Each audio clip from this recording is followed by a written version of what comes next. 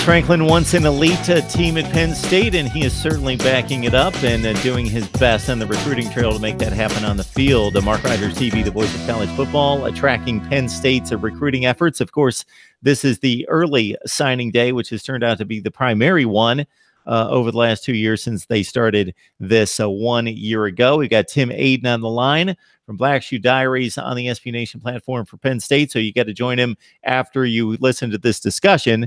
Just head on over to SB Nation's Black Shoe Diaries for the complete look at Penn State's recruiting class. Tim, how are you doing tonight? I'm doing quite good, Mark. Another top 10 class in the books, at least for now. We'll see how it holds up come February, but looks promising. Yeah, certainly with roughly 75 to 80% of the Power 5 players signing in December last year, the same projected this year. The last I saw on the tote board was close to 1,400 players, and this was hours ago. 1,400 players had signed FBS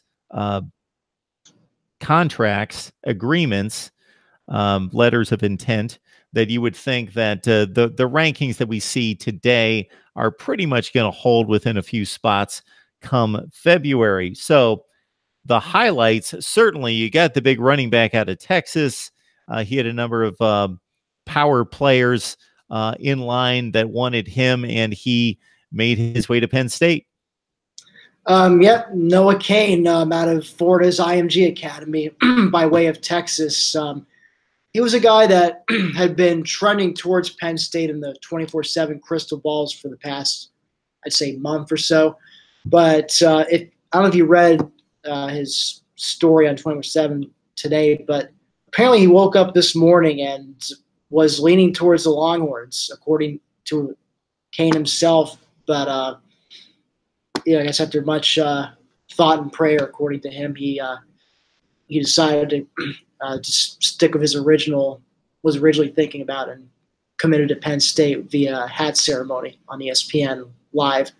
So needless to say, it's a huge pickup for Penn State, who also picked up Devin Ford's commitment earlier in the year. I touched on him probably ad nauseum in your previous shows. 4-star running back out of Virginia. So that, if Miles Sanders potentially, not sure if he'll stay or go to the draft, but even without Sanders, you got Ricky Slade up there now, and then you've got Ford and Kane joining the fray, and Penn State's they might start being established themselves as maybe a tailback U. I know some USC fans will hate to hear that, just like with other schools, fans try to say they're linebacker U, which I will touch upon soon enough because they also had a great linebacking haul. But yeah, Noah Kane's the big news for today for Penn State. The only new commitment they got, and it was a huge one.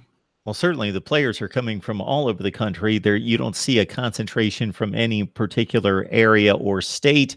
Penn State, James Franklin, able to stay at home and get the best players. I think you had mentioned to me the last time we talked recruiting that it wasn't necessarily a banner state year in the state of Pennsylvania.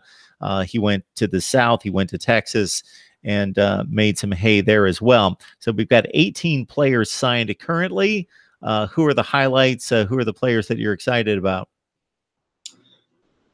Well, personally, as I mentioned before, I'm really excited for the pair of linebackers they brought in.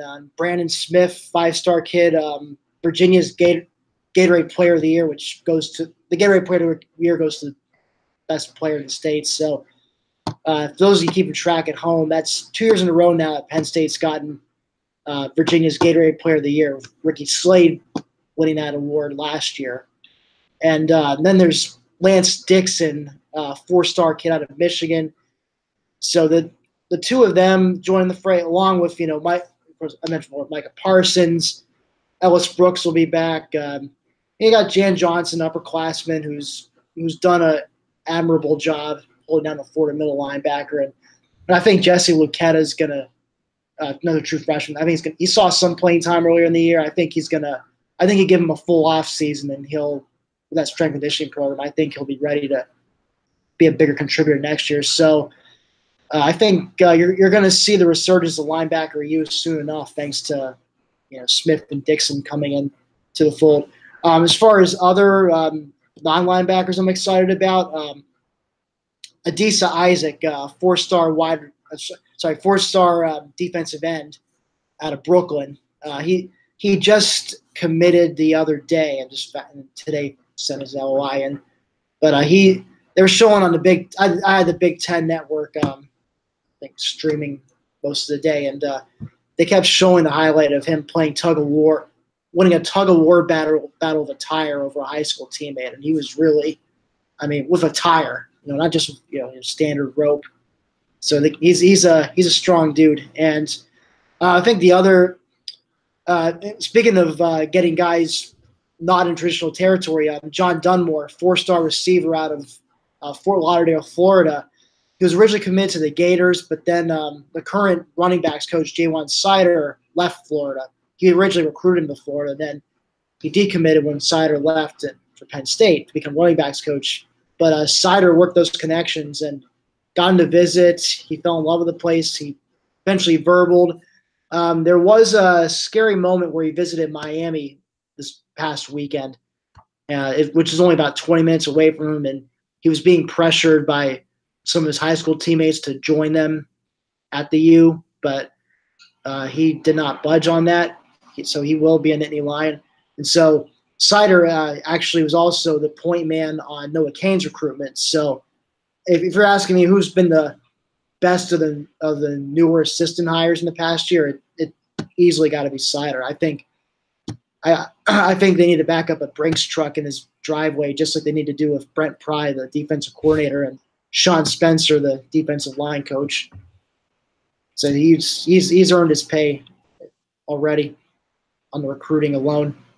Quarterbacks, they brought in a couple four-star dual threat kids. Michael Johnson Jr. out of Eugene, Oregon, another area you don't see Penn State pluck kids from too often, but him and Taquan Roberson out of New Jersey. Both got some speed in the leg, especially Michael Johnson. He's probably the more speedy one. They both also got very good arms. And the good news is both of them are going to enroll early, so they will have a chance to showcase their talents in the blue and white game, spring game this April. So those of you who like to see quarterbacks in the future amongst Penn State fan base here, should be in for a treat. Other names just to kind of run through. Anthony Wiggin, four-star offensive tackle at Lackawanna Community College, which is starting to become a pipeline community college for Penn State. But he's actually a guy, a couple bigger name programs are going after him late. I think Ohio State was trying to flip him last minute, but he stayed firm to the Nittany Lions, and I think he'll be some immediate help to the O-line, offensive line depth.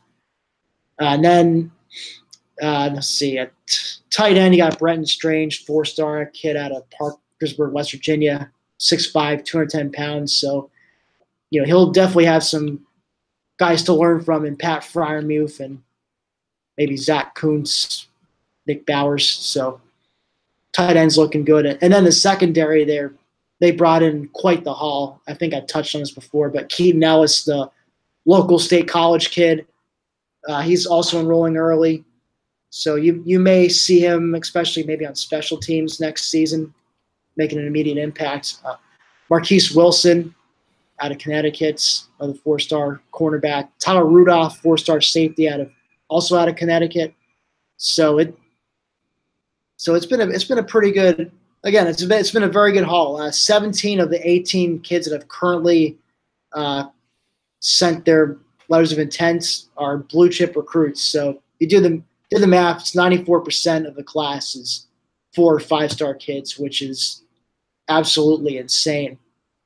And if you look at the average, each player is like a ranking, like the highest is like 99.9. But if you take the average ranking of each of the classes, Penn State's average player ranking is 3rd, behind only Alabama and Georgia.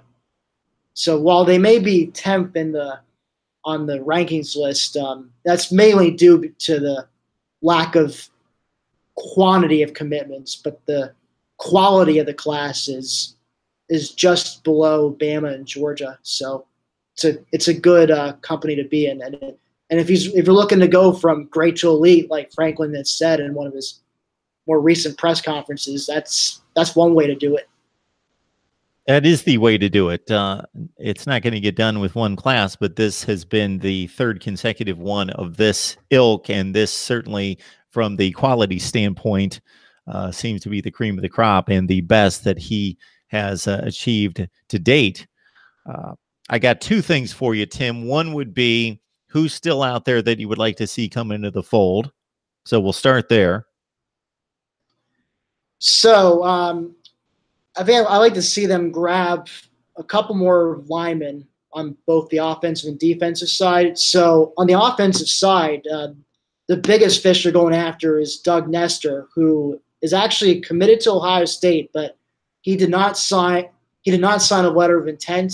He actually, I may or may not have touched upon this when we last did the video, but he visited Penn State this past weekend with a couple of his high school teammates and the father of one of those teammates. And they tweeted a picture of them all trying on Penn State uniforms, including the dad. So that's becoming a trend, apparently, like recruits and their dads both donning uniforms. But I digress. But he's a kid who's planning to take an official visit to Penn State in January. And I think he also wants to check out another school. I don't remember off the top of my head which school, but he plans to take a couple other official visits. But the staff they're feeling more confident about being able to flip him. And I think it could be a result maybe of the coaching change at Ohio State. So that door's open there. On the defensive side, a couple of defensive linemen, Devon Ellie's 4-star out of Maryland. He did not sign a letter of intent today. They were hoping maybe he would, but it was leaning towards him not doing so. But he's still a guy that they're pretty high on, and staff still feels confident they can get in the end. Jared Harrison, high 3-star kid out of New York, defensive tackle.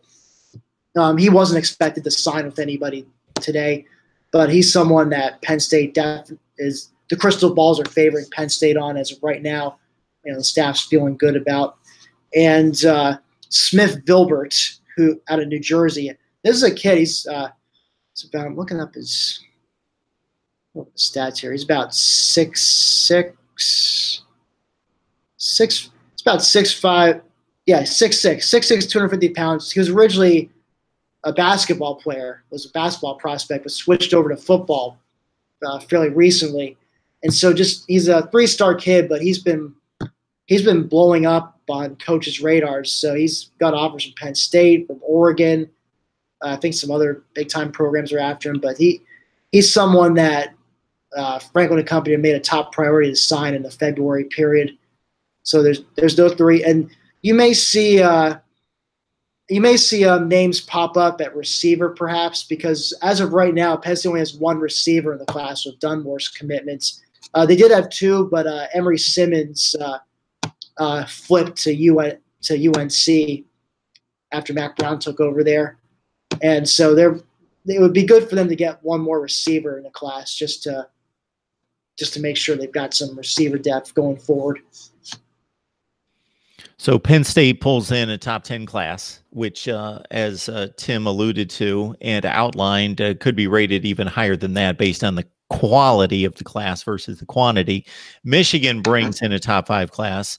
Ohio State, any Buckeyes fans who really didn't look into what Ryan Day was accomplishing would have thought the sky was falling, because the number was 17 and 15 in the rankings, and they picked up Zach Harrison to raise that, and some other signees there to get them in the 11 or 12 range, which, based on what Urban Meyer's accomplished since he stepped on campus, seems to be an awful class for Ohio State.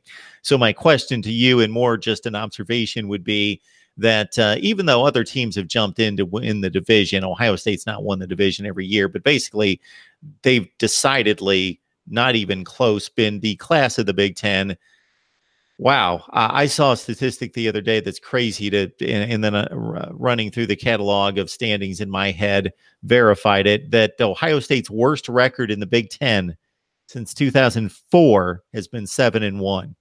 That's their worst record in the Big Ten. Therefore, obviously, they've ruled the conference for almost 15 years. But Penn State's been right there, played them extremely close, beaten them. Michigan obviously has looked the part the entire season until they hit Columbus. But based on these recruiting rankings, based on, and Penn State doing it 3 consecutive years, Ohio State, despite theirs had to do more with the lack of quantity, the quality was there for the Buckeyes. Michigan having an exceptional class. It just, with Urban Meyer out of the way, it looks like it's going to be just a arms race between these 3 schools going forward.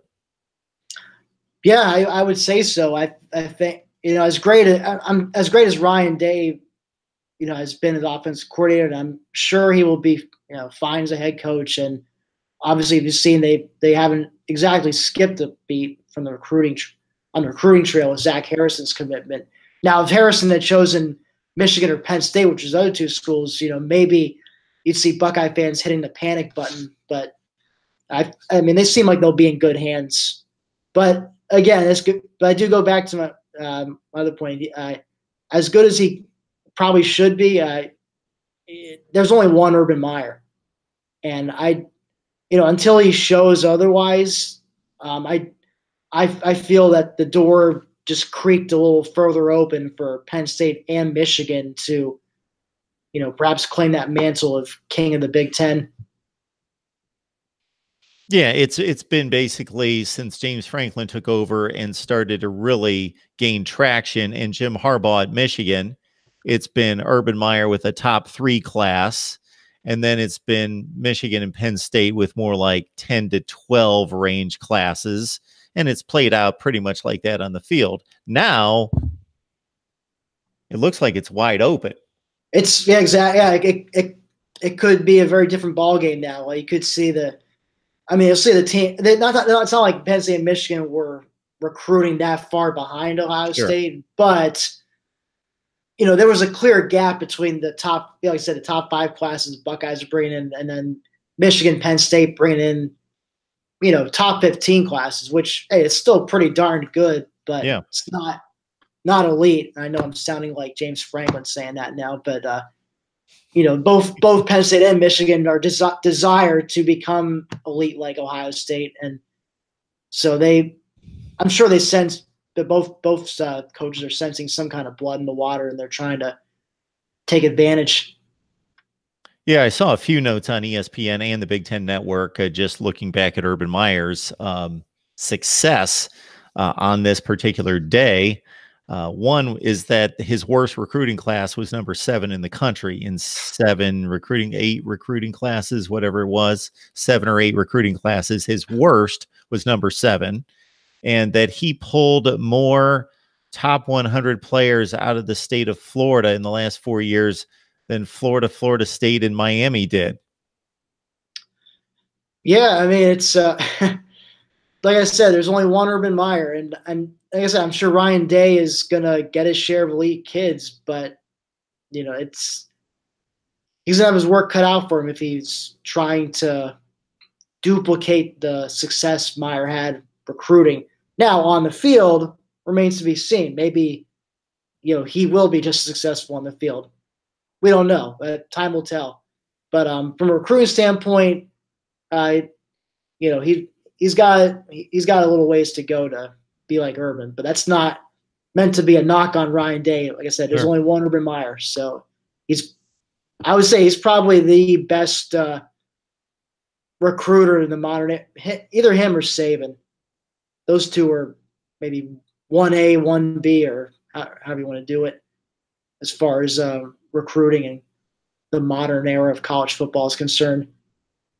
Speaking of which, I've got Ohio State talk standing by here at whatever it is, 9 o'clock Eastern time. Tim Aiden joins us from Black Shoe Diary. So if you want to dive deeper into Penn State recruiting and what this national signing class meant for Penn State's quest to get to the top of the Big Ten. Check out Tim and the rest of the staff there at SB Nation's Black Shoe Diaries. Tim, we always appreciate the time, and maybe we can get together soon before or after the bowl game. Of course. Thanks for having me. Happy holidays.